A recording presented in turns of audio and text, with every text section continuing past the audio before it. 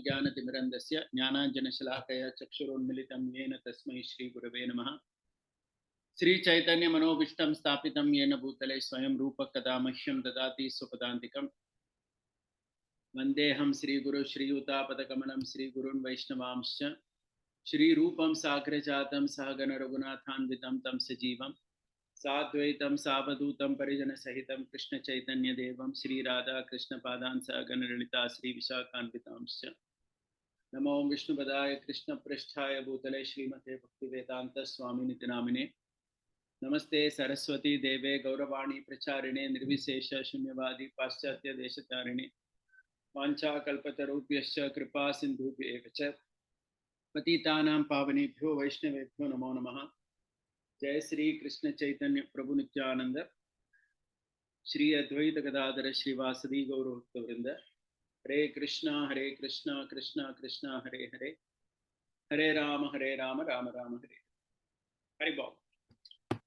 So yeah, we are here to talk about outreach in the 21st century, challenges, opportunities, etc. So let's start with it right away.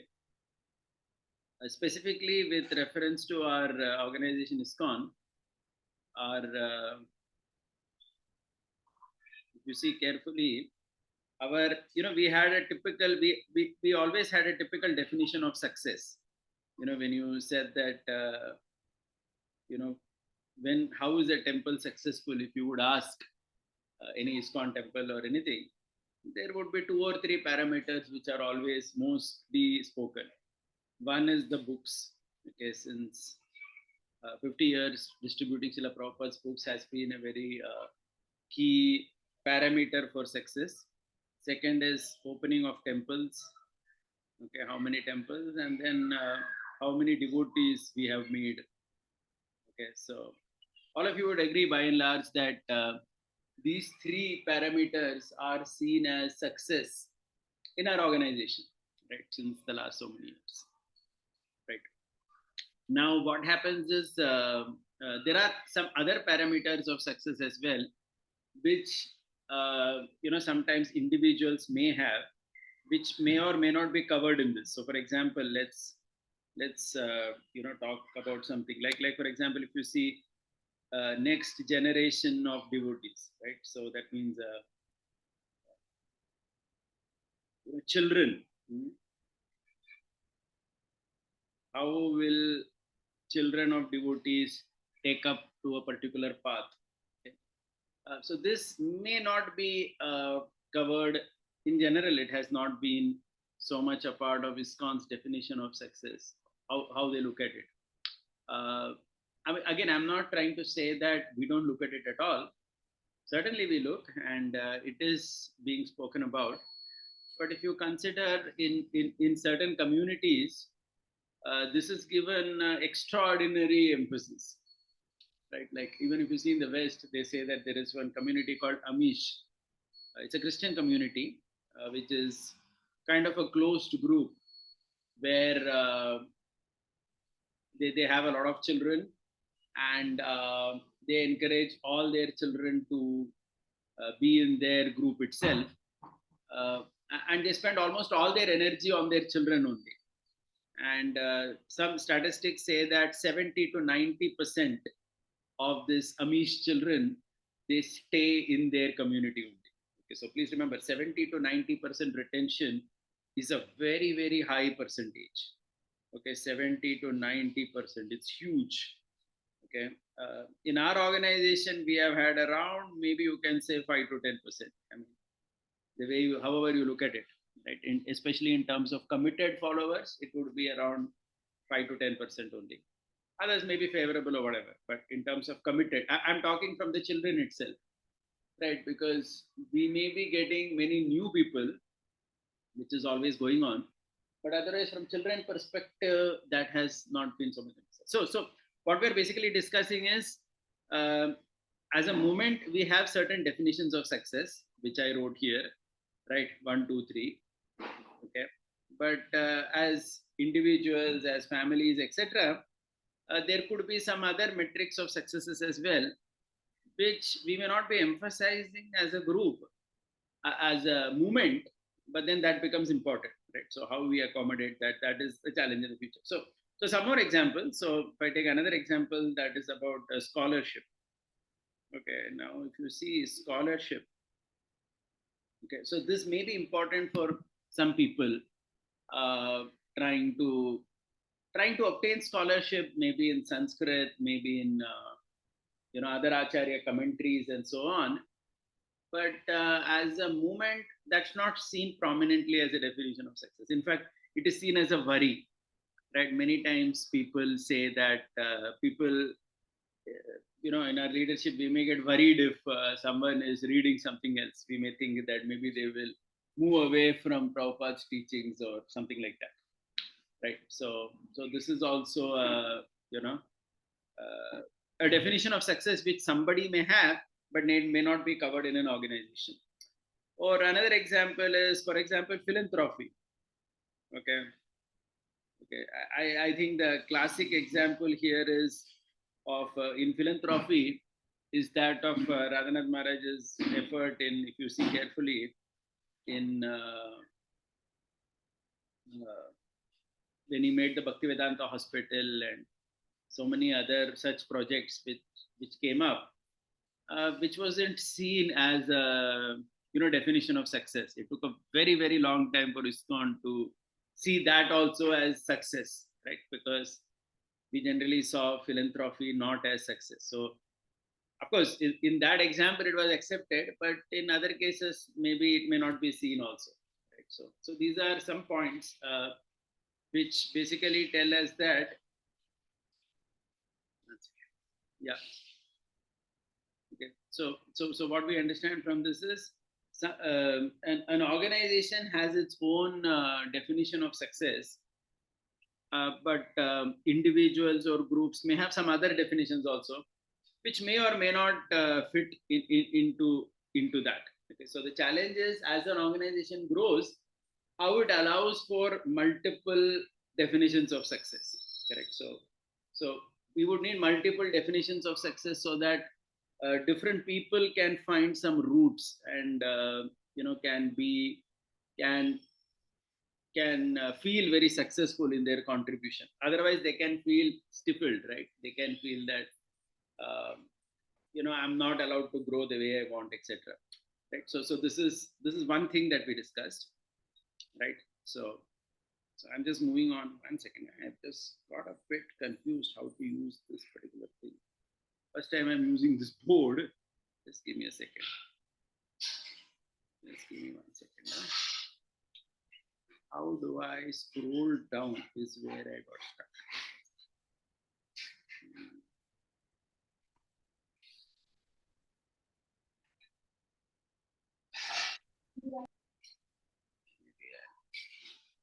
There's no one way of rubbing and restarting.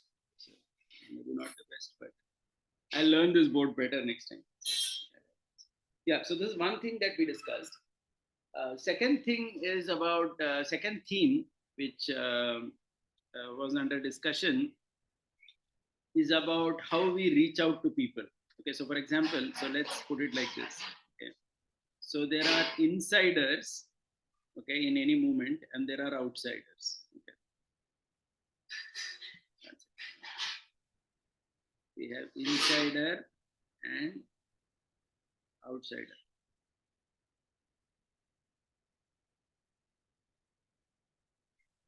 Insider, outsider. Okay, now when we talk about preaching or we talk about reaching out to people, there are 4 ways in which we can do it. So one is insider preaching to outsider. This is the standard, preaching that we refer to, right? When we say we are preaching to somebody, it basically means insiders reaching out to outsiders, which is in which we have emphasized a lot as a movement, and we have had a substantial progress in that. Second thing is insider preaching to insider. Okay, so this is again relatively new. So things like Bhakti Shastri, etc. If you carefully see, correct, this is an example of insider preaching to insider. Okay. Here the example is like DYS, etc. Okay, so we can say that this is also, gaining prominence, right? It is gaining prominence with time. However, there are some other modes in which people actually reach out, or in which our message reaches out to people. One is, for example, outsider to outsider. Okay, so this is kind of neglected. Okay, so I'll just give you an example of this particular thing. What do I mean by outsider preaching to outsider? You may wonder that how come any outsider is allowed to preach to an outsider?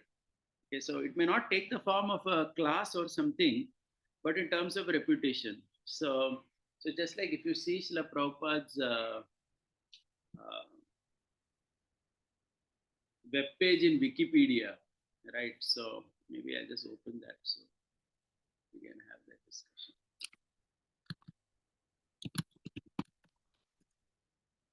And I was surprised when I saw that. You see, those of us who are devotees, we generally may have never even bothered to have a look at it. But these are the challenges in the Western world, right? When people are reaching out. So I'm just give me a second.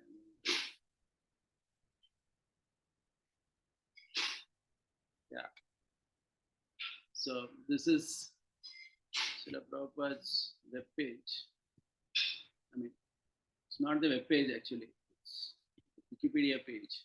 If you look at this, right, of all the things, Wikipedia, if you see carefully, just look at things they have put, views. Okay, one of the first things they have put is on slavery, where they managed to find, maybe it must have been a conversation or something where Prabhupada talks about blacks as slaves, they were under control and all that. And this is what they have put over there. Just try to imagine the impact of this on so many people who may open. When I saw this for the first time, when I was kind of taken aback that of all the things, Wikipedia got to show only these things as his views. Okay, this is despite the fact that Prabhupada actually, gave initiation to blacks, he made them sannyasis and so many things. He gave equal privilege to everyone. And there are so many other quotes also of Prabhupada where once he's talking to Gargamuni, and where Gargamuni came and complained to Prabhupada that these Negroes are like this and so on. So Prabhupada said, as far as I am concerned, you're a white Negro. So we as devotees, since we have a much holistic perspective of Srila Prabhupada, we would know that Prabhupada was not having, his opinion was fluid, and he had several other opinions also on this particular point. But of all the things, this is what Wikipedia talks about. Similarly, lower caste, they found out some quote saying Prabhupada said Shudra require no training. Okay, now this is being said in a particular context.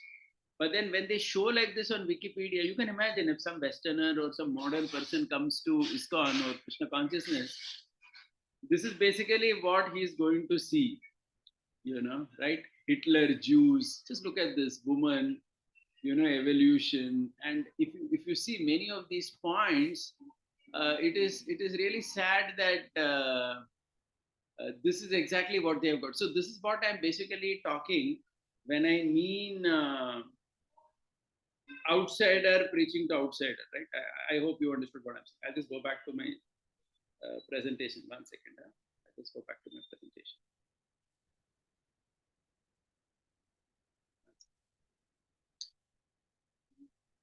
Yeah.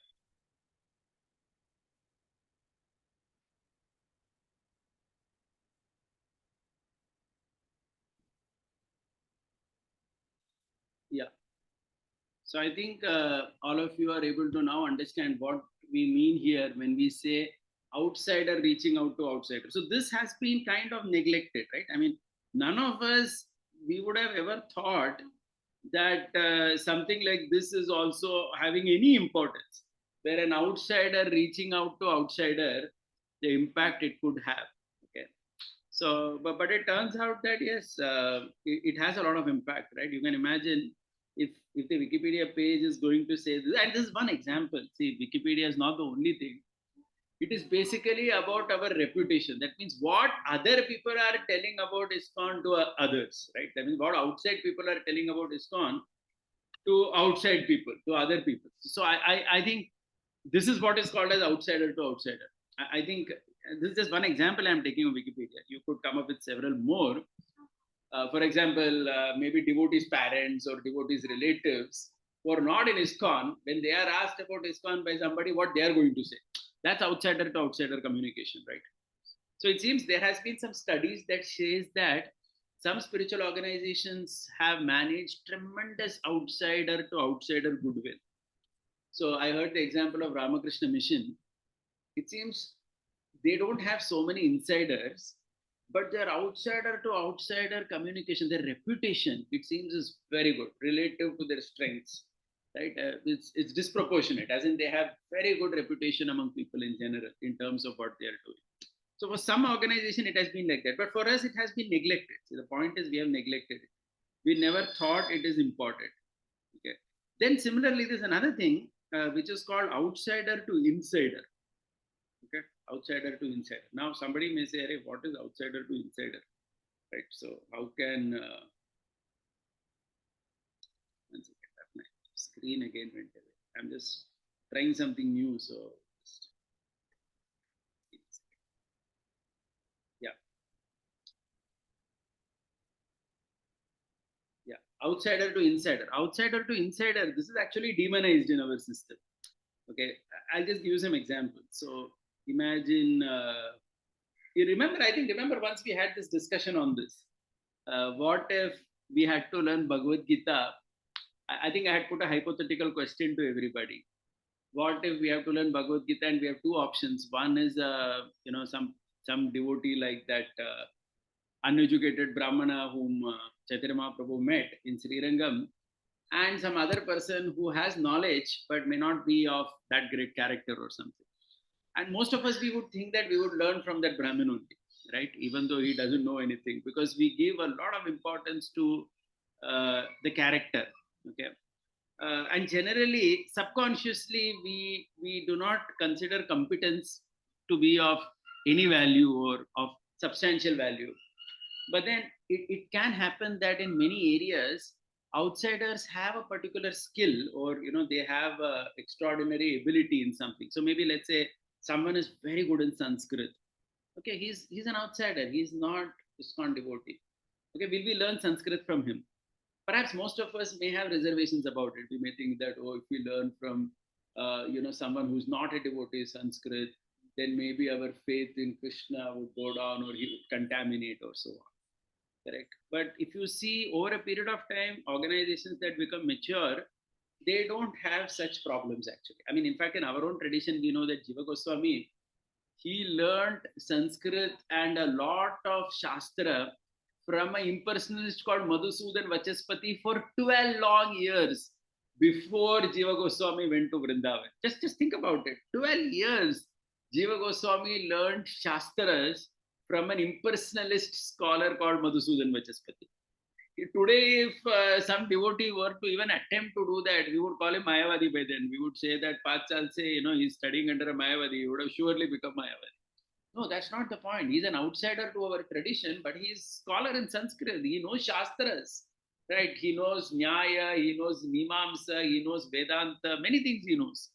And Jiva Goswami learned all that from him, and only then he went to Vrindavan. So what I'm saying is that the importance of outsider to insider, which we generally demonize, is less understood. But I hope from this example you can understand what we are trying to say. And I think it's very clear that these are areas which we haven't touched at all. Okay, so just summarizing this point here, we are talking about 4 types of communication. We have had success pretty much in the insider to outsider, which is the preaching, which is where we think all communication should be. Okay, insider to insider, which is like which is gaining prominence. Outsider to outsider is neglected.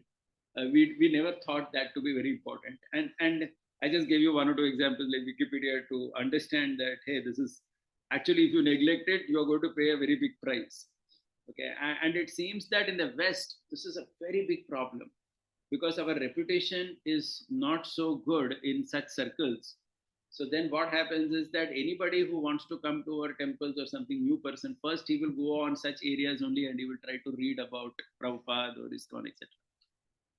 Okay, so that this is why it is actually, they say it's necessary that every movement should have scholars in the academic world also, who publish papers, who who reach a particular level where their voice actually adds to the reputation of the organization. If that is not there, then the reputation will not be very good. And then what was become outsider to insider? Okay, maybe yoga, maybe Sanskrit, so many things. Right? Even maybe Shastras, maybe Nyaya. Can you imagine if there is a Mayavadi scholar today who is expert in Nyaya Shastra? How many of us would be willing to learn from him? Deva Goswami learned. But not only ordinary people, but I think even senior devotees would be afraid to learn, thinking that we may get contaminated or something. Right? Um, so these are some communications, or these are some areas which one has to ponder on if the movement has to go to a particular level of success. Right? So I hope this point is understood. The second point. So I'm just going to make 5-6 points, and then we will take questions. I'll summarize them also at the end. So I am unfortunately using the board for the first time, as I said. So I'm just rubbing it and doing it again. Okay. Another area that we particularly discussed was this is again a very interesting area. So which has to do with our outreach itself. Okay. With our outreach itself, which is basically, there are always two questions in any outreach. One is a fear that we are asking too much from our people, and another is a fear that we are asking too little from our people. Think about it. You're preaching to somebody. It could be anyone. It could be someone in your circles. It could even be your children also, right? So two things are there. Am I asking too much from my people, or am I asking too little from my people? In some ways, both of these have their challenges, right? Because when we ask too much, then there is a possibility that the people whom we are targeting, they go away. They kind of feel that I have not been provided space. Correct? I have not been provided enough space. Too much these people are asking. And if we ask too little, then maybe there was an opportunity for them to grow a lot, but that could never happen. So this is also a very big challenge in outreach. Okay. So I think we discussed this point also. If you see in the Western world today, even now in India, we don't perhaps face this problem as of now. But simple thing like our basic sadhana of chanting 16 rounds, which all of us do with apparently great ease, and most of us don't feel that to be a very big pressure. But many people find that too much, right? So then the question is, how do you accommodate them, right? Because again, so there are all these challenges. Because if you go back to the Gaudiya Mutt and see, they have the system of initiation at 4 rounds, right? So, but Prabhupada started with 16 because ISKCON started as a monastic society, correct? As in, ISKCON is a society where initially everyone was staying inside only the ashram. There was nobody there was no one in the 1960s and 70s in ISKCON who was staying at home, having a job and coming to temple. There was such PC did not exist. Everyone just stayed in the temple only all day. So a particular type of sadhana was obviously expected from them. They will chant 16 rounds. Now again, if you see for Indians, it doesn't seem to be too much.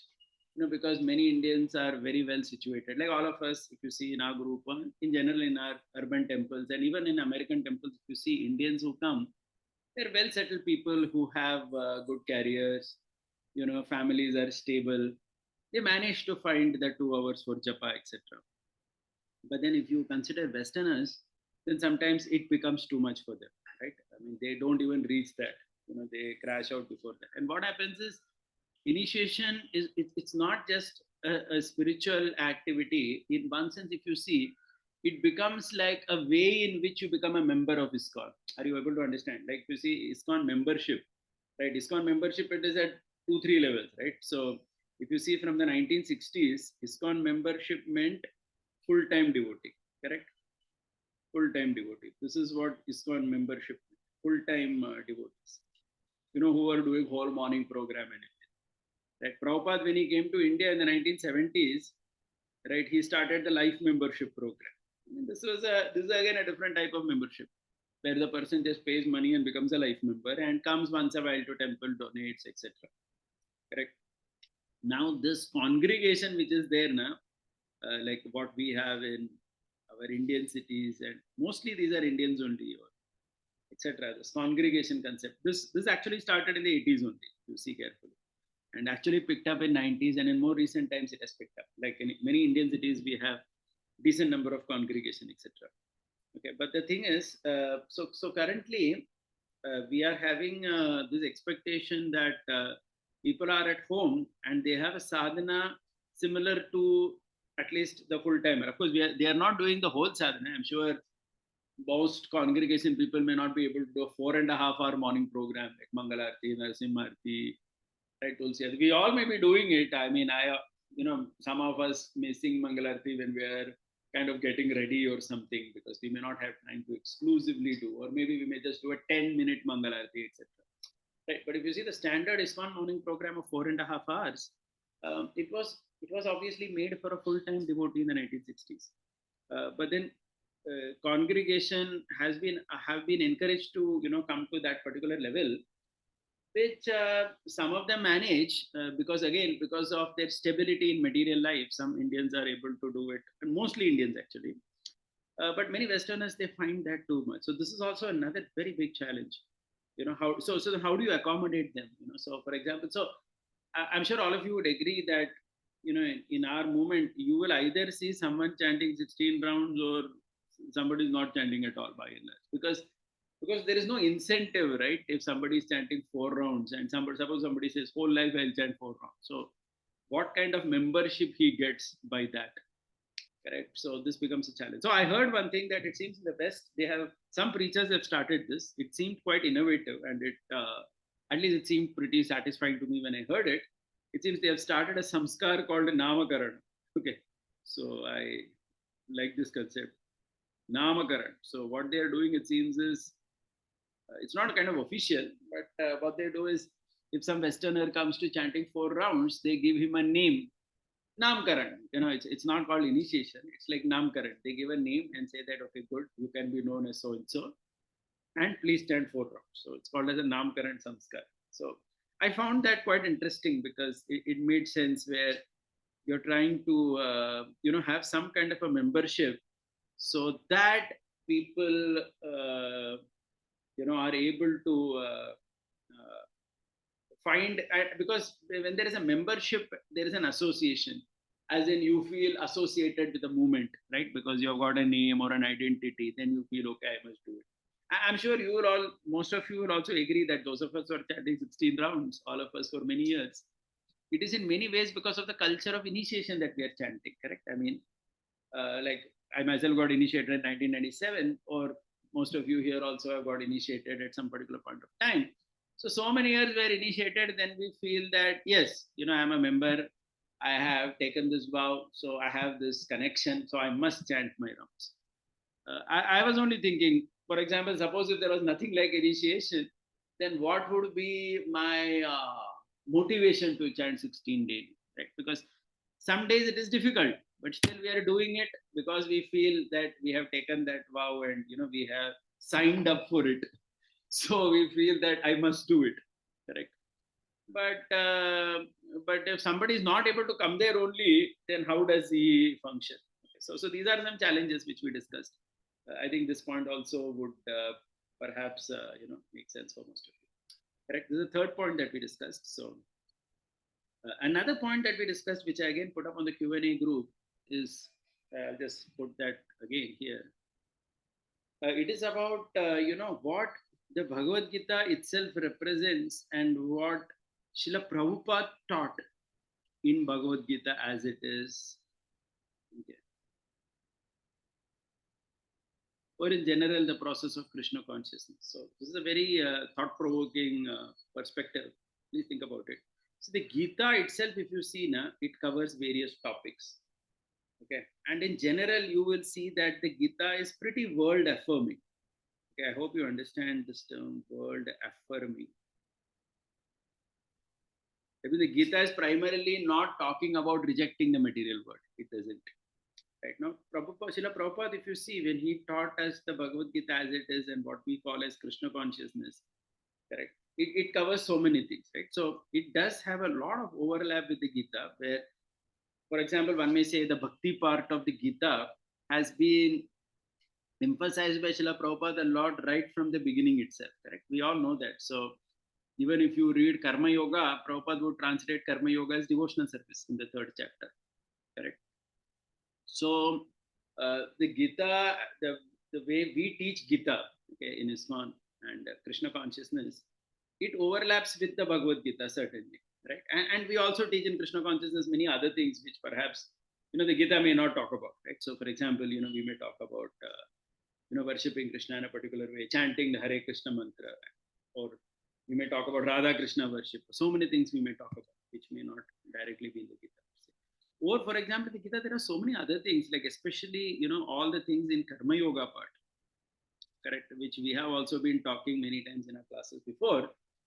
They are mentioned in Gita, but we may not in our Krishna consciousness uh, emphasize that so much, right? In fact, if you see work is worship, I remember when I came to ISKCON many years back, we would have seminars on this topic, debate, where whether we would say, is work worship? And and we would basically say that work is not worship and so on and so forth. But actually, if you see the Gita does talk about work is worship in some way, right? If you see the 18th chapter, when it says Swakarmana Tammabharcha Siddhim Vindati Manava, Swakarmana means by one's occupation. Krishna is saying, Krishna's words they are in the 18th chapter, that a person can come to success, he can achieve success. Of course, Krishna is talking about Varnashrama Dharma there, but that is work, correct? So the point is, there are such concepts in the Gita which we may not emphasize on. So we need to be aware of that. So what happens is, if you are not aware of that also in the first place, it can lead to some challenges. So I had this experience. I came to know from a devotee. So there was, I think it is in one of the IITs, because in India, what has happened now in many universities, they have the system where you can where under Indian heritage, etc., some courses are to be taught. So government has encouraged that under the national education policy. So so many colleges are actually looking for teachers and people who can teach Bhagavad Gita, who can teach Indian heritage, Indian value systems, Indian philosophy to people. Right. So this is picking up in a big way. Okay. So one of our devotee works in one of the IITs. I forgot the name. So there, the IIT professors, they requested him that, can you teach Gita in a way that everybody will be able to appreciate and connect to? This was the request the devotee had. Now, if you think about this request very carefully, the way in ISKCON we standard teach a Bhagavad Gita course, right? Uh, we start off itself with, we may, our goal is very clear. We want to make a person a Bhakta of Krishna, right? Which is perfectly fine. But then in that process, we may not even bother to talk about how Karma Yoga is done, principles of Karma Yoga, etc. So that part gets completely lost out, right? But the Gita does cover all that. Okay, so when you get such opportunities, so this devotee who got this opportunity, he was discussing with some seniors that my college is asking me to teach Gita, but they are saying specifically that we should teach Gita in a way that everyone in the audience can feel some connection to it. Now, why they said that is because obviously they were concerned that you should not only present Gita as if you want to make a person a devotee, and if he is not willing to be a devotee of Krishna, then he has nothing in the Gita for him. So that becomes a challenge, because the Gita itself, if you see, while certainly Krishna gradually brings up the theme to bhakti, Krishna has given other levels of success also to people. Krishna has spoken about in the first 6 chapters, especially, which we have discussed in our group several times, spoken about Karma Yoga in such great detail. But then, if we don't discuss that only with common people, then then we cannot say that we have a Gita course for everyone. I hope you're able to understand what I'm saying. Right? So this is the fourth point which I wish to speak on. Right? I'll just take 2, 3 more points and then summarize, and then we will. take questions. Right. Yeah. So this is another thing which we spoke in detail, which we discussed last weekend in detail, was about how people come to Krishna consciousness. This is very, very interesting. Let's think about it carefully. Okay, so there is Krishna in the center. Okay. And people come to Krishna, correct? So the thing is, people come to Krishna for different ways, right? So for example, there are many people who come to Krishna due to culture. Okay. Culture. That means they like the deity worship, they like the correct, they like the festivals, they like the worship of Tulasi, right? So all these things which we do, right? Our bhakti process, culturally they get connected. There are others who come to Krishna because of philosophy. Okay. That means they primarily get attracted because we have answers to most things that people ask. So they feel, okay, very good, let me come. There are others who come to Krishna due to a social connect. Think about it carefully, right? There are many people who come to Krishna due to social connect. Social connect means they feel this is a very nice family. All the devotees are very loving with each other. So this also attracts some people. Okay. Whereas there are others who come to Krishna for psychological reasons, right? That means, for example, peace, etc. Okay, they feel peace, tranquility, and so on. So generally, if you see, I mean, again, I don't want to stereotype, but generally, if you see Indians, come to Krishna either due to culture or social connect. These things become very important. In the West, people come again philosophy and psychology. So this also no again, it's not exactly always like this. So certainly, even there are Indians who have philosophical reasons why they come to Krishna and so on. So it could be other way. But the point we are saying is there are different ways in which people come to Krishna in our outreach. Now, why we are making this point is the path which one takes to Krishna, correct? So that path becomes very important for a person. And if that path there is some kind of a compromise or there is some problem, then the person gets affected by it. So just to give you an example, let's say someone came to Krishna consciousness primarily because he was attracted by the culture. And then he sees that some aspect of culture is maybe not being done perfectly, so something he feels that the deity worship here is not happening exactly the way it should be or whatever, so he feels like that, right? So then he gets put off because he feels that that is the most important thing. Or for example, somebody comes because of social connect, so for them that loving relation between devotees and that love and warmth they get from the community, that becomes very important because they came because of that. And if they find that some devotees are not behaving well with them, then they may get completely put off. They may get completely put off, right? So the point is, different people, because they're taking different routes to come to Krishna, different paths. So if anything happens in a moment where they feel that that part is getting affected, then they find it very, very difficult. Like Westerners, if you see, for them, many other things become important. Like, so for example, they come due to psychological reasons. So for them, all this gender equality and all becomes very important. So just if you take the simple example of this female Diksha Guru issue, correct? Generally, Indians think from a cultural viewpoint. Because from a cultural viewpoint, females never became Diksha Guru. So for them, it violates culture. But from a Western perspective, it's about psychology. So for them, it is like, right, it violates their basic psychological understanding of man-woman equality in every domain which should be there. Correct. So the point is the path is different. The path that they came is different.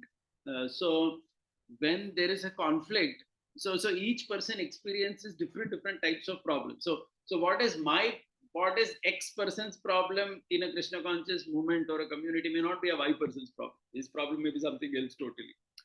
Okay, so this kind of an understanding is necessary for us to be able to even appreciate why someone gets so paranoid about something, correct? So, and sometimes it can become, the opinions can become very, very strong. Just like this example of female Diksha Guru only I said, because Indians are looking from a cultural perspective and Western people look from a psychological perspective. They're looking from man-woman equality, which is the general trend in the West, right? So they look at things from a very different way. They are not looking at it culturally at all. For them, this issue is not about culturally how in India we look at the position of a woman, correct? We look at it very differently. So, for example, in India, if you see again, most of the time Matajis don't give Bhagavatam classes in temples, etc. And this is all fine with us, right? Because nobody is raising a hue and cry over here that, why Matajis don't give Bhagavatam classes. Most Indian temples, it just doesn't. But in the West, it kind of has to happen, because if it doesn't happen, there is a problem. Because we look at it from a cultural head, they look at it from a psychological. So the simple example. So like this, you could see several examples to able to appreciate this particular point, that because people come differently, correct? People come due to different paths, and those paths becomes very, very important for them, right? So that's why another point we discussed is, it seems in the West, what's happening these days is Krishna consciousness most often, for the Indians and the Westerners, they are keeping separate path itself. Okay, that means it seems that in most temples, Western. Okay, so Indians and Westerners, they are unable to mix them in the same place, especially when they are new. Sometimes, for some time, they have to keep them separate. Maybe once they have become fixed up and mature to a particular level, they are able to appreciate each other. But in the beginning, they are unable to get them together because the thinking is different. Okay. Another point I heard is very interesting, that the children of Indians who are in the West, it seems that they turn out to be like coconuts. Okay, they are brown outside but white inside. Okay, as in they have an Indian body, but their mentality is the West. So there were some devotees which we discussed whose father mainly finds comfortable in an Indian temple kind of environment, but his son, who is also genetically an Indian, but because he's born in America, his mindset is pretty Western. So he finds it comfortable, with the Western group, because that's how his thinking has become. Okay, so these are some challenges, some thoughts on this particular thing.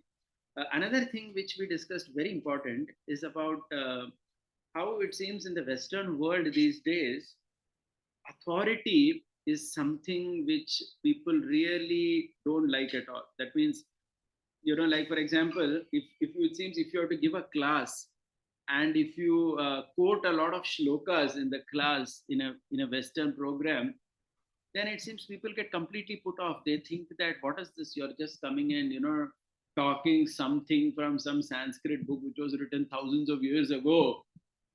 We don't even know whether all this is relevant to us. But if you talk from personal experience, then it seems that gets appreciated. Okay, so the thing is, Krishna consciousness is generally, if you see carefully, it is flourishing in India, Russia, etc. Right? In these countries, still there is an authoritarian system is accepted. A system of authority is accepted, whether it is India, Russia, etc. Right? People accept authority still. But in India also, we fall at the feet of our parents. We respect authority. When you hear someone guru, we take it for granted that, okay, this is an authority. So even normal Indians, when they come to our temple, they will see a sannyasi. They will at least do some pranam. They feel, oh, he's a sannyasi, he's a sadhu, or something like that. It seems in the West, it's absolutely not like that. It's a very linear system, right? They don't have any respect for authority just because he's an authority or anything. You have to earn it. And even if you earn it, you can't take that for granted that you will always have that authority over them. No. So this is how thinking is changing. And one thing I was reflecting on this is, perhaps even India and even Russia, in some years, it will become like that. Increasingly, it becomes like that. Like if all of us also think about it carefully, the way we have respected our parents, or the way we have dealt with them, perhaps our children are not going to deal with us in a similar fashion, right? As in, we always saw our parents as authority whom we don't cross talk so much, right? We don't argue with them so much. Maybe because we were raised in that environment, so still we are kind of afraid. But if you see carefully, our children are slightly different. They are the next edition where they don't mind debating with us on any topic, right? Which is fine, which is something that we have to accept. But I'm saying that there are changing times, so that is why this whole thing of authority, which is there, right? So what happens in Krishna consciousness? We give a lot of importance where there is a guru and there is a disciple, right? So we always present it like this. Okay, but in the West, it's basically, even if you're a teacher and there is a student, it's basically at the same level. It's not like it's not, this approach works in India, it works in Russia, etc. But the West is primarily like this. So this also needs to be understood. So that's why when someone goes to the West for preaching, they have to be very clear about this. If they don't, they can completely mess up and land actually in some kind of trouble, right? Just one or two more points. We end up with that. Yeah. Another important thing is, again, in Krishna consciousness now, in our outreach, we have to be clear about what is primary, okay, what is secondary, what is tertiary. Okay, so why I'm just saying this is, we should ensure, especially because of changing times, we have to be clear that if you emphasize on something which is not primary, then person may get put off. So I'll just give some examples so that will make it very clear. So there was this person, this boy who now is in some other mission, some other, I think, Ramakrishna mission or something. He's a very senior person there. It seems he had come to ISKCON initially. He had come to one of our centers, and he was taking up Krishna consciousness. But it seems he was told at that time that you should not read anything other than Prabhupada's books. Now, when we hear this, most of us, we may take it for granted that yes, we should not read anything other than Prabhupada's books. But it seems this boy, he was an avid reader. He was reading 2-3 books a week. That was his capacity to read books. 2-3 books a week he would read. Even now he reads, it seems like that. There are people like that who are avid readers, right? Who read a lot. Now, such a person, if you tell him that you should not read anything other than Prabhupada's books, it will not work, because he immediately understands that, okay, Prabhupada has written how many? 60 books. Okay, I can read 2 books a week. So I can read this number of books in a fixed amount of time. A whole life, if you say I'm not supposed to read anything else, and if you're going to block my knowledge acquiring process, then I'm not interested only in this organization. So this fellow actually left, and later he told some devotees that this was one reason where he had a problem with ISKCON. So when I heard that, I was just thinking about this, that perhaps that's a very tertiary point, right? I mean, to say that you should not read anything, to say that you should read Prabhupada's books is fine, right? So that is something accepted. So we will say that please read Srila Prabhupada's books to understand how he has taught Krishna consciousness. That's perfectly fine.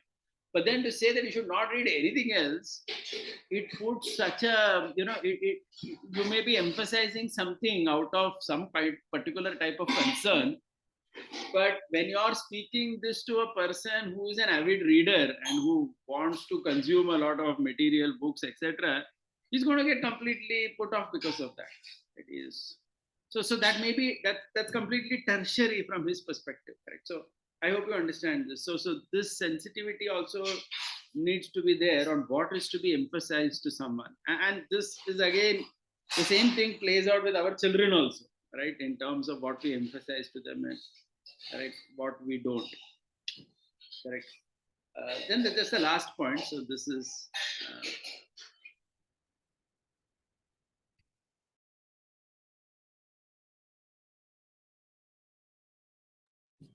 yeah, so this is the last one.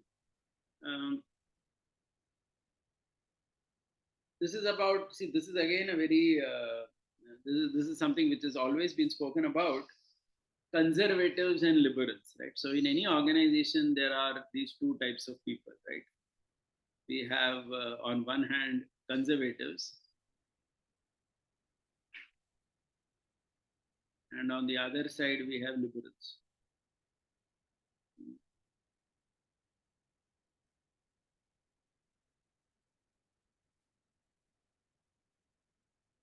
So the thing is, the conservatives who are there, they are always interested in original message. Okay? They are always fearful that original message should be preserved.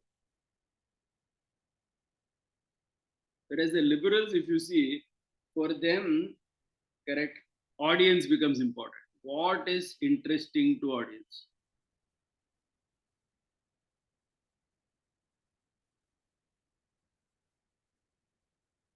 Correct. What is interesting to audience? So this becomes most important for them.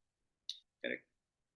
Now the thing is, of course, there is some areas which overlap. There is a message which is interesting to audience, but then that's just one part. Okay. So the liberals may feel there are so many other things which are interesting to audience, so I'm going to use them.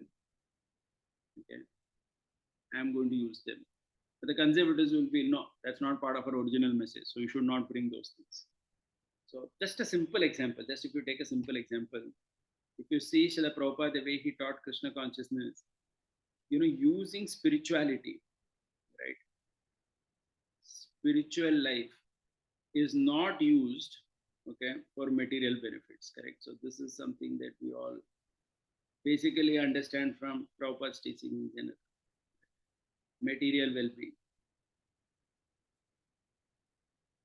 That means not using spiritual life or spiritual practices for material well-being. Okay. One may say this is an original message of our founder.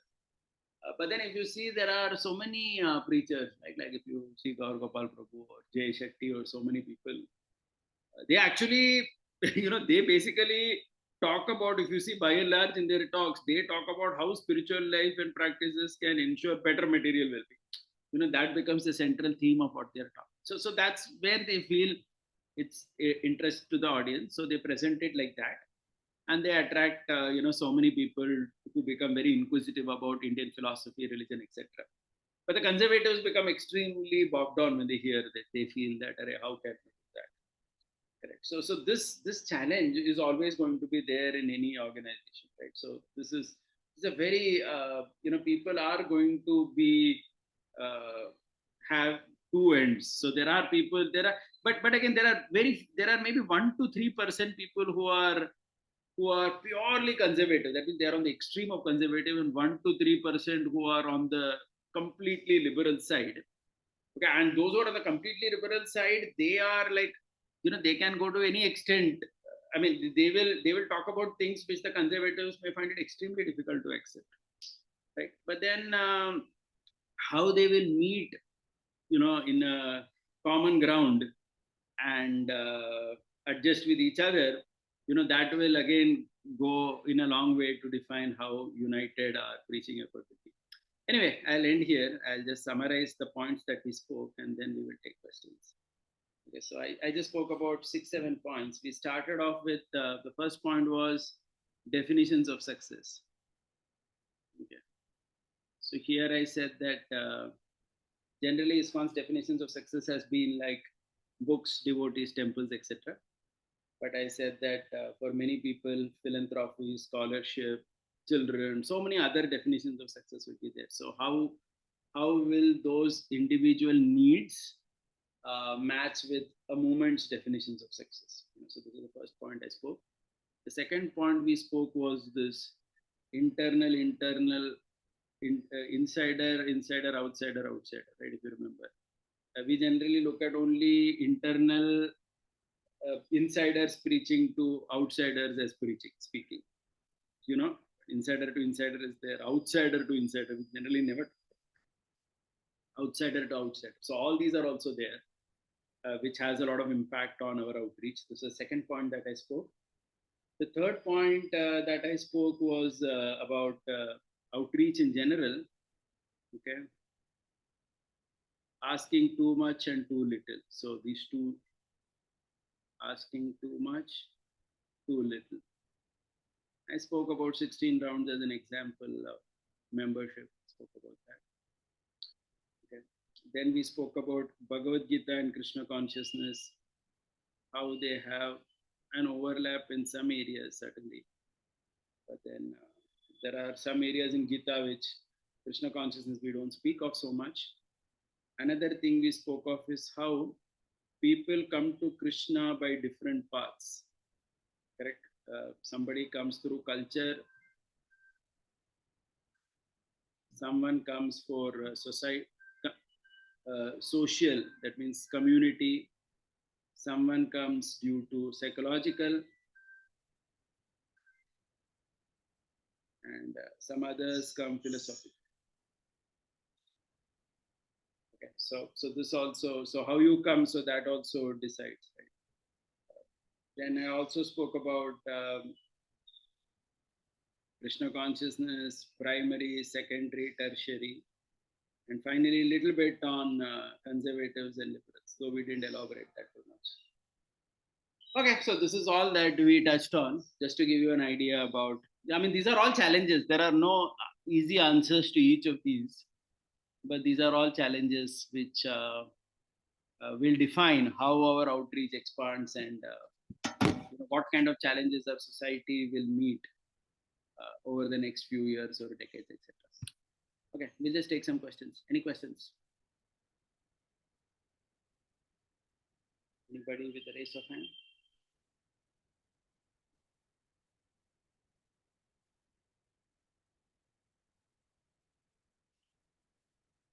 Yeah. Yeah, okay. So one by one. I'm not seeing the chat till now, but whoever is Gaurav, Prabhu, you want to go ahead? Yes, Prabhuji. Prabhuji, thank you for the session, Prabhuji. Nice to hear about this. See, so I think you touched upon is the last part. That these are the challenges, but solutions, I think we are still to think about them, right? Yeah. So, Prabhuji? Yeah, see, these are challenges which. Yeah, these are challenges which I just said. Solutions are not going to come easy because the movement is very big. People will have to come to some kind of consensus on it, right? Otherwise, how can a solution be obtained so easily? As in, are you understanding my point now? Yeah. It's like conservative liberals. So, for example, simple thing, it's very difficult. Like for example, I'll tell you, there are devotees in the West who feel that why should we emphasize on Indian dress? That means dhoti, kurta, sari, and all that. They feel that you can even wear jeans and t-shirt and worship Krishna on the altar. Why emphasize that dhoti should be worn? Okay, this is an Indian dress. Krishna is beyond all this. Correct. So there are devotees who speak like that. But then those who are, that's what I said, na? Those who are attracted to Krishna consciousness because of culture would find it extremely difficult to understand that you could wear anything other than a dhoti and stand in the altar. Because we have seen temples all over the world in India, right? So we think like, but from a Western perspective, they think differently. Correct. Are you getting my point? Yeah. No, I think Yeah, somewhere it also draw a line that that certain things are like non-negotiable, and people who are attracted towards those things may probably find solace somewhere else in some other organization. Otherwise, we cannot be like. I mean, it also draw boundaries somewhere. We cannot get everything right. A luxury car maker has to let go the people who are looking for regular cars. Right? No, but see, I understood your point, but many of the very contrasting opinions are there among many senior people also. At least I don't understand. I can, there are sannyasis also in a movement who have completely, like if you take Hridayananda Maharaj and Bhakti Vikas Maharaj. I mean, I'm just taking name only and telling. They are completely two ends of the spectrum on many issues. Are you getting it? How do you get them together? And you can't say that I don't want either, right? I mean, we would ideally want both of them. Are you getting my point? No? It's not easy like that. Yeah, that's why. So many of these are all challenges. So these are all challenges, and to the degree we are able to effectively deal with them, where we understand that okay, let everyone have their space. It's fine. Let's not be pushy about one thing only. So that degree, conflicts will be less. But otherwise, we can't imagine how the conflict will be in a few decades or a couple of centuries. Are you understanding that? Yes, Sabuji. Yeah, that conflict can become extremely strong also. Even now, the way Indian ISKCON deals with issues is very different from way Western ISKCON deals. Like for example, in India, this Vivekanand issue. this whole thing that happened, most of the Indian temples were very soft on it. They were saying that Amol Lila Prabhu shouldn't have spoken like that and all. But in the West, they are thinking, what nonsense? Why are you saying like that? Because the thinking is different. Similarly on many, many issues like that.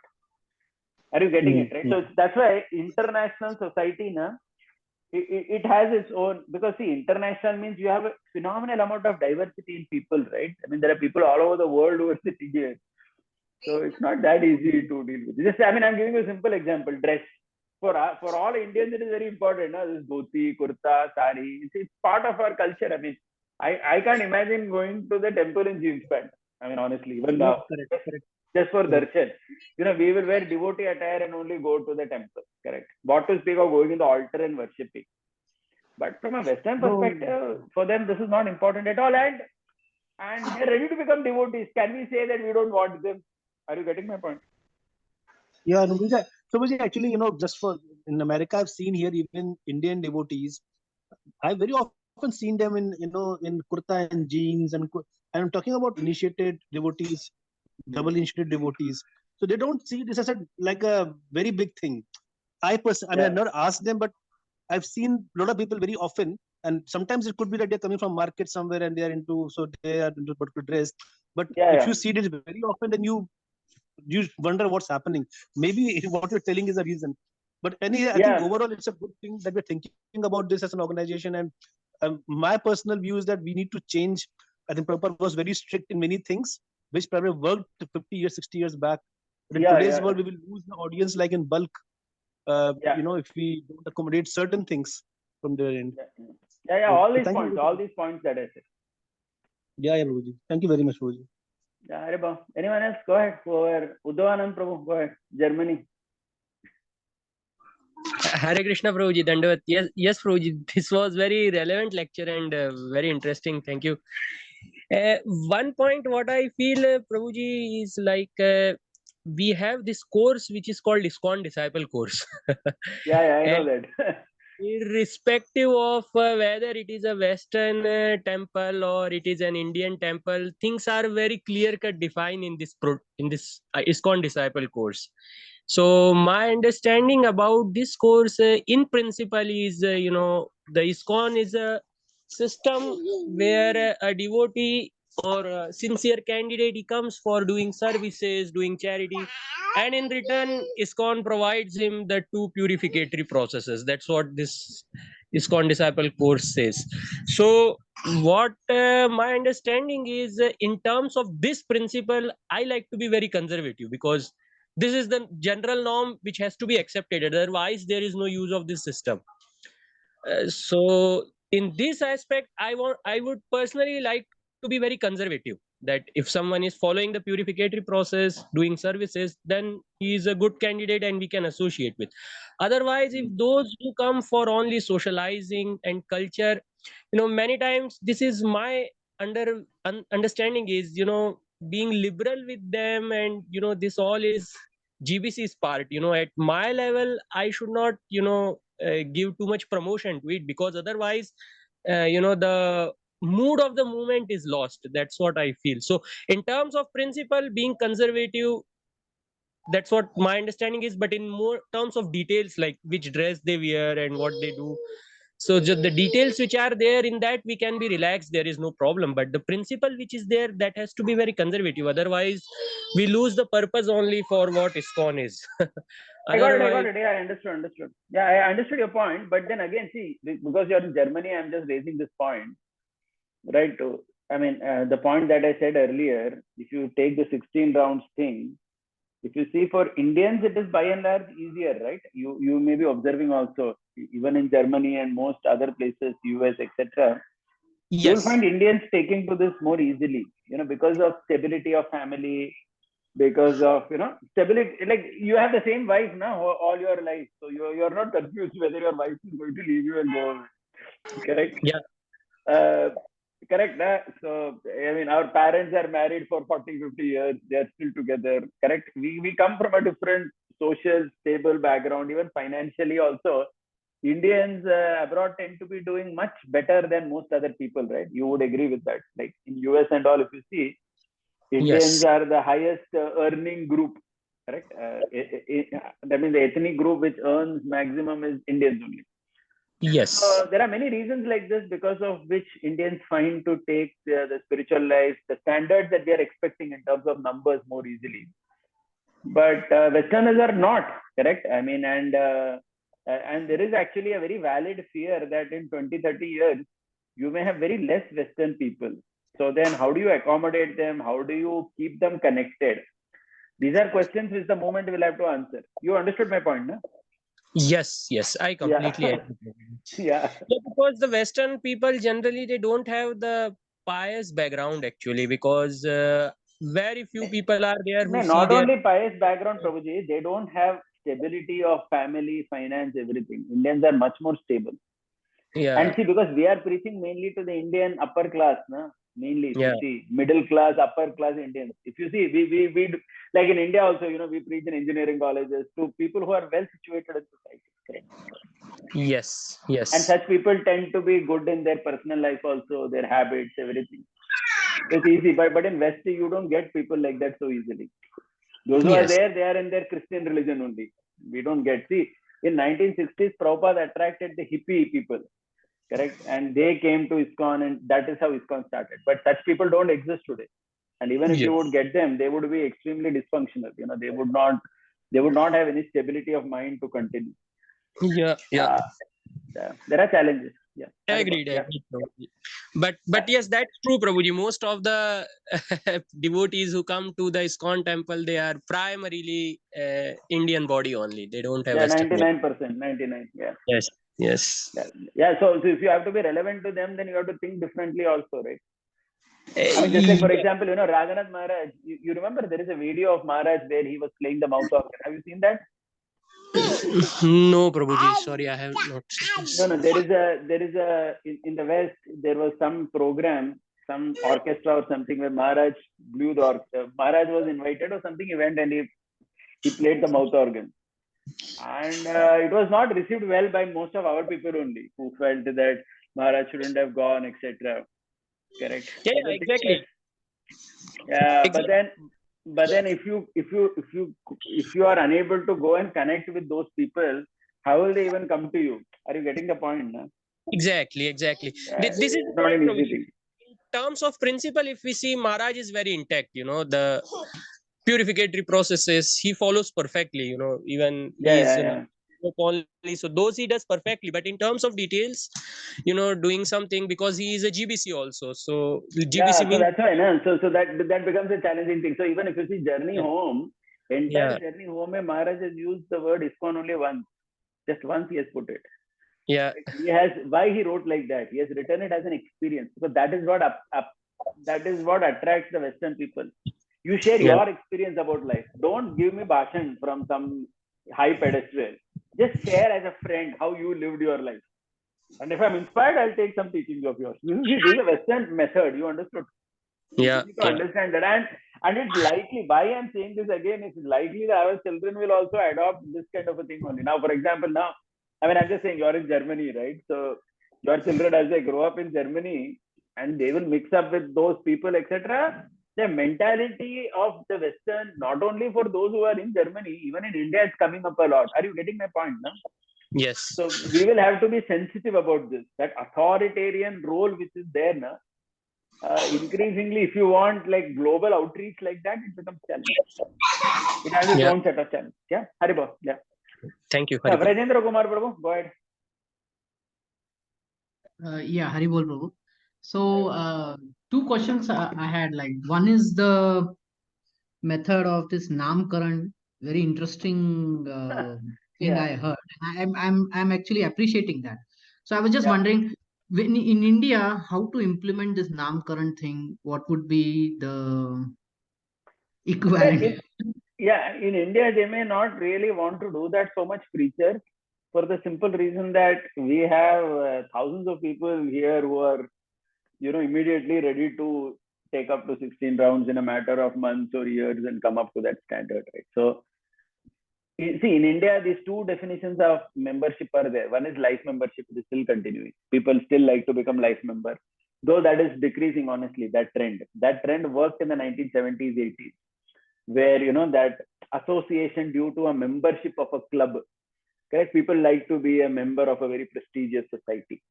Today, it is slightly less, that kind of a thing, but still it is still there in India. And second thing is our regular initiation, like all of us standing 16 rounds and taking initiation. It is working pretty well here, at least as of now. There is no challenge in that. Because numbers are there, huge thousands of people are there coming, and people are ready also. And people are still pretty submissive in India. You tell them that you must do this, then only you will go back to Godhead. And we preach very strongly to them. They accept it also. They don't argue so much. Many people, they understand, oh, you have to chant Sola Mala karna chahiye, tabhi they accept it. Are you getting my point now? But in the West, it's not like that.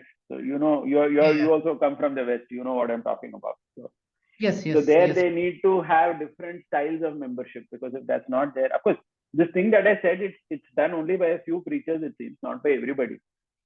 But something like this will have to take off. Otherwise, if an affiliation due to membership is not there, then the person will not continue. No? Why will he remain four-rounder? He needs some sense of connectivity, correct? Yes, bro. I understand. So, the second question I had is, devotees getting university degrees Yeah. and really playing a role in that academic world, where if there are more devotees in that academic, then it becomes a good preaching tool also. Like, we may not Yeah. be in academic, but we can Yeah. say, okay, these are academics, they are It talking. seems, I understood. It seems when this Radhika Raman Prabhu, Arora Mataji's son, when he joined that university to study Sanskrit, his professors told him that you are the first Hindu Indian who has come to enroll for Sanskrit in our university. Till now, only Westerners have come. You are the first Indian Hindu born who has registered for a Sanskrit course. Can you imagine that? Because see, Indians generally go for STEM courses, right? Science, technology, engineering, medicine, because that's where the money is. I mean, One more thing they said, one more thing they said, which I heard from Radhika Raman Prabhu. They said, you will not earn much. Yes. They explained to their parents, but the parents said, we don't mind. Yeah. Yeah. But So then I'm just we saying, want but you more need, devotees. 100%. You need that. You need that. Yeah, You need in that. India also we need it. Yeah. And they Then should be only, connected with some and reputed then university. only, see, in India also, so then only your publications will be there. Then only Wikipedia will refer those publications and Right. Otherwise, it doesn't. Yes. And we cannot simply say Wikipedia is left controlled. I know it is left controlled, but the point is most of the publications are all like that only. Na? So they will quote like those papers only. Yes. Yeah. Hare Krishna. Yeah. Sunita Mataji, you have a question? Go ahead. Hare Krishna, Prabhuji, Dandavat Pranam. Hello. Prabhuji, No, one second. Your audio is not points. clear. Natural Your Prabhuji. audio is not clear. Hare Krishna. Am I audible? Yeah, slightly better. Go ahead. Let's see. Okay. Prabhuji, actually, like you mentioned that we mostly preach to upper middle class.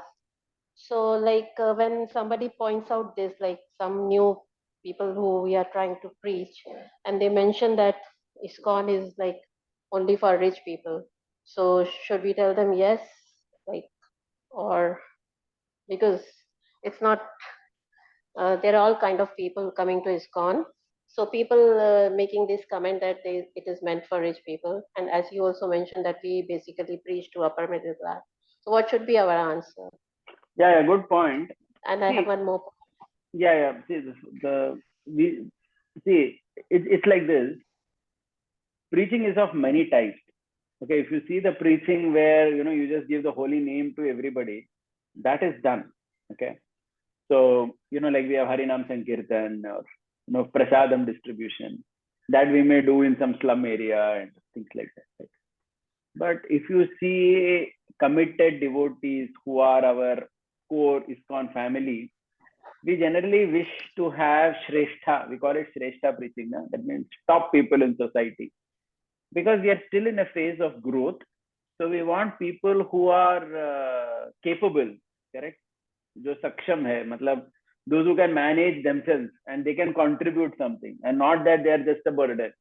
I mean, imagine if we had all devotees who are coming from backgrounds where financially they are, they just don't have anything with them, and they become devotee.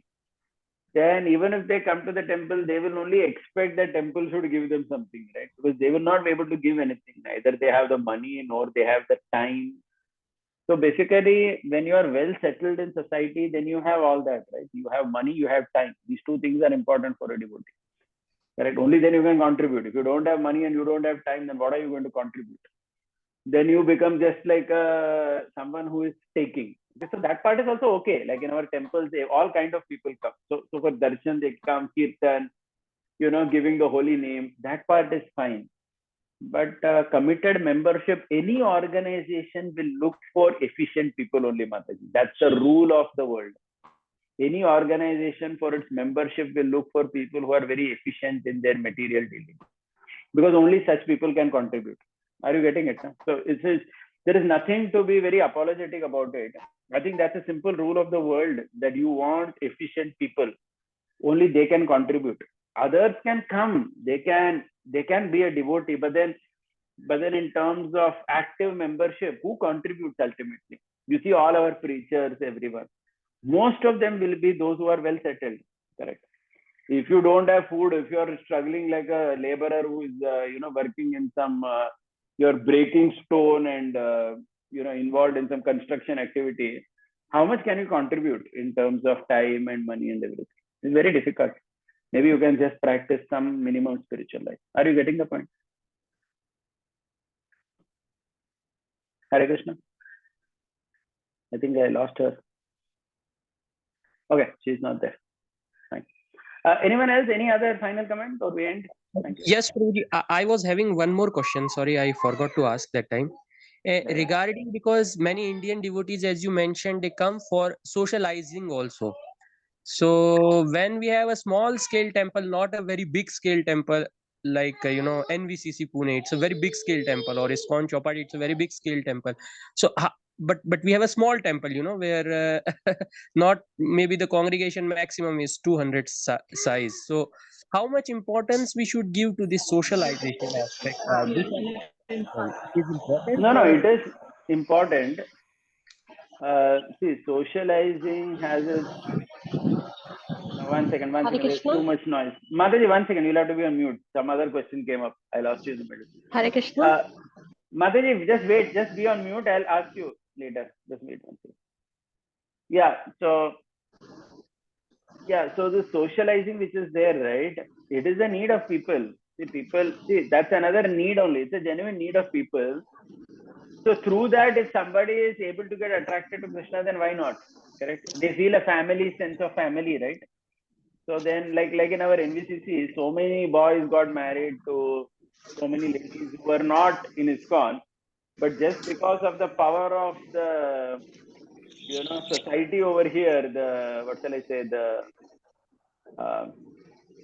interaction between devotees, it was very easy for new people to take up also. Are you getting the point? I understand, but in a smaller setup, maybe the emphasis would be on how to get things done. So you may not feel this is very important, but then a man is a social animal, as they say, right? They need that touch to have their inspiration to keep coming. Are you getting the point? Yes, I catch this point, but the point is, when it comes to small scale temple, then it becomes very difficult, because then it's quite clear that this person is coming for this purpose and that person is coming for that purpose. But if the serious person gets too much into social... No, but what happens is that, see, every time you can't look at things as a manager. You understood, right? You can't think as a manager. See, as a manager, you may be looking at people who are efficient, who can contribute something. So it may seem that this fellow is coming for socializing. He is a distraction or something. But don't look at it like that. Look at a bigger picture. Look at it over a longer period of time. Such people also, over a period of time, they can contribute a lot. Why not? So don't. I don't think we should have too many. It's not ideal to have too many negative opinions about that in the long term.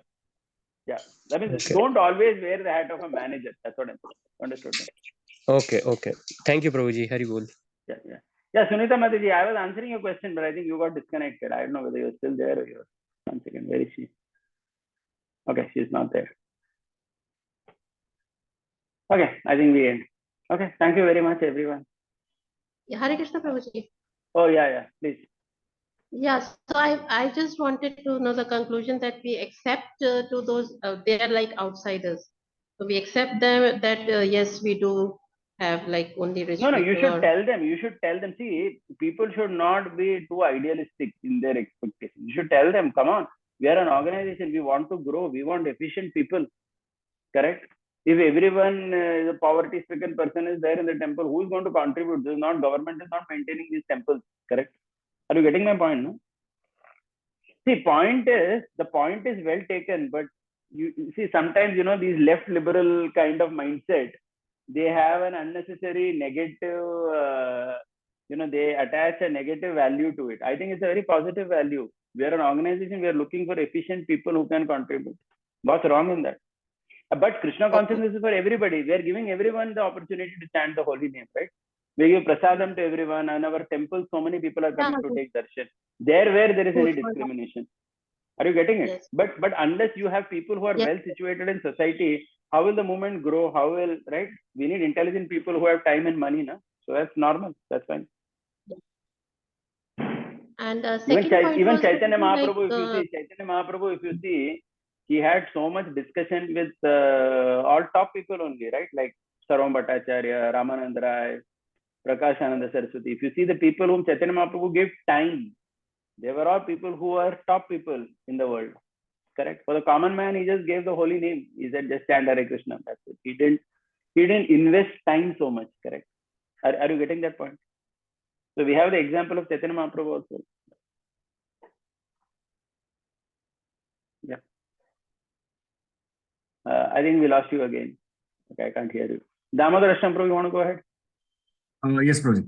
Prabhuji, this Bhaktivedanta Institute, I just wanted to know, we had, means we don't have any interactions with them, or like how they are doing in this I think outsider to Actually, Bhaktivedanta Institute, Prabhupada actually formed it for outsider to outsider. He formed it mainly so that there is a goodwill among scientists, so that those scientists tell other people favorable things about ISKCON. The goal was never to make them devotee per se. Prabhupada also didn't have any expectation that Sarup Damodar Maharaj would get all these scientists to Vrindavan and they will start chanting with Sindram.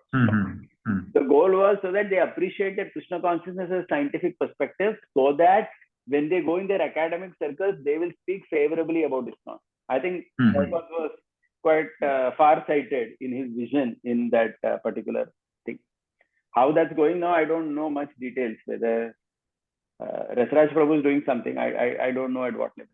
But no, what I'm asking is like our devotee children are not exposed in any way to what they are doing, or like we used to have them come to our temple and give at least Bhagavatam classes or something like that. I think Mukund. Yeah, Mukund Madhav Prabhu. 2-3 people were there. I think the number is less now. Previously, it was a bigger number. I honestly don't know what is the current state of VA. Okay. Yeah, I think we have to end now. Yeah, thank you very much. Hare Krishna. Srila Prabhupada ki jai. Gaur Bhaktivinoda ki jai. Gaur Premanand.